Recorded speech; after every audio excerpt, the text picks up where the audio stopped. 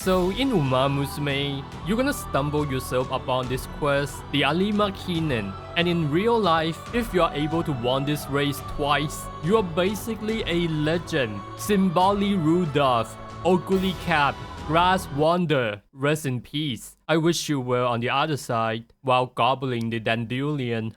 And this is Grass Wonder voice actor visiting Grass Wonder. The symbolic Chris S. and or Thief, they all won the Alima Kinen twice. And keep this in mind, this race only organized once a year, and the career of a racehorse is very short-lived, usually around 3 years. And then they retired. If winning twice in this race make them a legend, then getting bronze 3 consecutive times is a miracle. Even more impressive than Mose splitting the sea. And middle-aged femboy not cheating in Battlefield 6. We are talking about no horse other than nice nature. It's like you participate in Olympics for 3 times and you get bronze every time. While other champion and second place winner, they either retire or fall off, you just stay up there collecting the bronze. The consistency is unbelievable. It's almost like it's stages.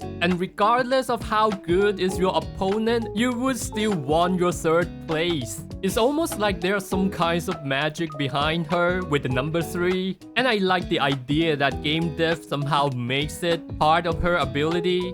If I can't win the race, I'm gonna drag other people down until I get the 3rd place. And basically makes nice nature the true debuffer of Umamusume on this patch.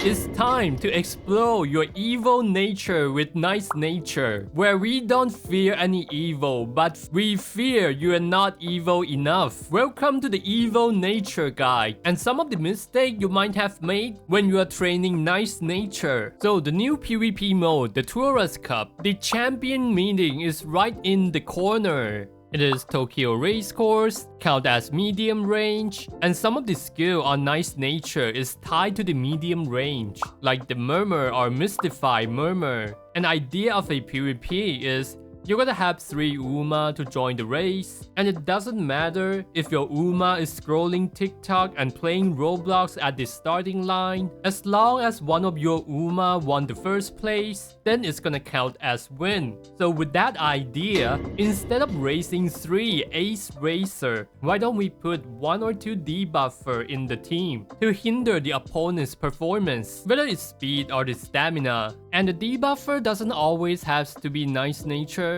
She could be any other Uma, but nice nature has the most arsenal, has the most skill that builds in by herself, whether it's mystifying murmurs or seeing eyes. Those are like AoE damage to the other Umas, but except your teammate. So in order to get the best debuff out of nice nature, make sure that you max out the potential of nice nature, or at least get the potential 3 to get the mystifying murmurs. Other characters like Grass Wonder also has the debuff skill built in. And if we look at the potential, she got Dominators at level 3s, and again, rest in peace Grass Wonder. Air Groove is also pretty nice, make sure to get her potential to level 4, and she also got pretty good amounts of debuff skill. Agnes Tachyon is also a really good choice, get her potential to level 3. Symboli Rudolph surprisingly has a lot of debuff. No wonder she becomes an emperor with those dirty tricks. But I think she's too good to be a debuffer for this meta. You kind of want to play her as an ace. So I guess that's probably the tip number 1. Raise your potential to get the debuff skill that you want before you get into the career mode. And to identify a good debuff skill, you want to recognize the logo. So if the skills look like this, and this, you basically want to take all of them. And if there are any logo that look like this and this, they're basically useless or just simply too hard to trigger. You only want to take them when you have an excessive skill point. And by the way, the gold skill like Mystifying Murmurs is like 3 times as effective as 1 skill. So now we know what we want. And here's the plan. Like number 1, obviously, you want to get as much debuff skill as possible, and you could get that from this support card. And the number 1 support card is actually coming from rare support card, the basic Symboli Rudolph. She got 5 debuff skill, and the amounts of stat that she could provide is also pretty decent.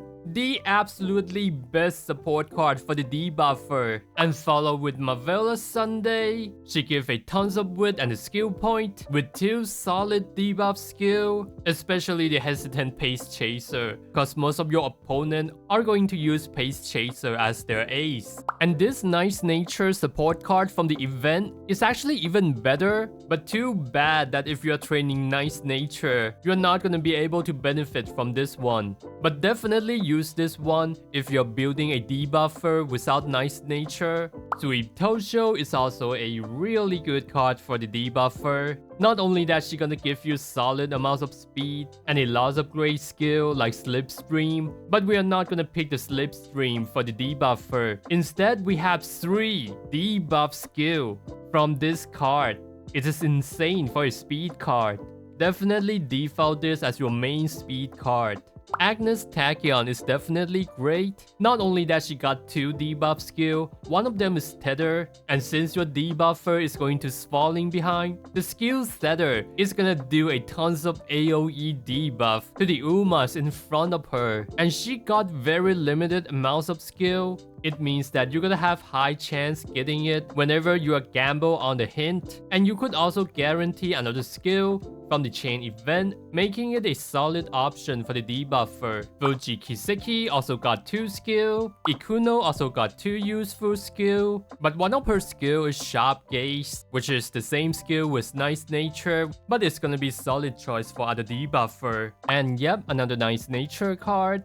She got 3 skill, but her stat is Gut, and Gut is kind of useless, but still pretty good choice if you're not playing with Nice Nature. And definitely don't sleep on the Aoi trainer card, cause if you finish dating with her for a total of 5 times, she gonna give you 1 debuff skill and another one if you could max her bond. So this is the list that I'm recommending. It's not exactly a tier list, but more like the amounts of debuffer skill. And if the support card is wit, I would automatically raise 1 tier up because you need a lot of wit when you are playing debuffer. So if you don't have the support card above, then you could fill the deck with following choices. And these are the rest of the list. Distance means it's not in medium range. And strategy is the running style specific card, so it is more situational. Now we got all the skill. Now let's talk about how much stat do we need in order to clear the URA at the bare minimum while getting as much wit as possible. The bare minimum amounts of wit that you wanna aim for is 800. 1000 is good, 1200 is perfect, but I do think that ideally 1000 is perfectly fine. So definitely pumps your wit as much as possible. And the more skill you have, the more you're gonna benefit from the wit. And from what I see from other people's run, you could get as low as 650 speed and 550 stamina and about 500 power when you finish the career. And that guy got like 1200 wit. It is insane. And this is my number in the end. I got 751 speed, 611 stamina and 500 power with 1000 wit. But I do want to point out that winning doesn't feel very consistent. Let me show you guys the career info. So I got a 4th place, 2nd place, 2nd place. The rest is 1st place.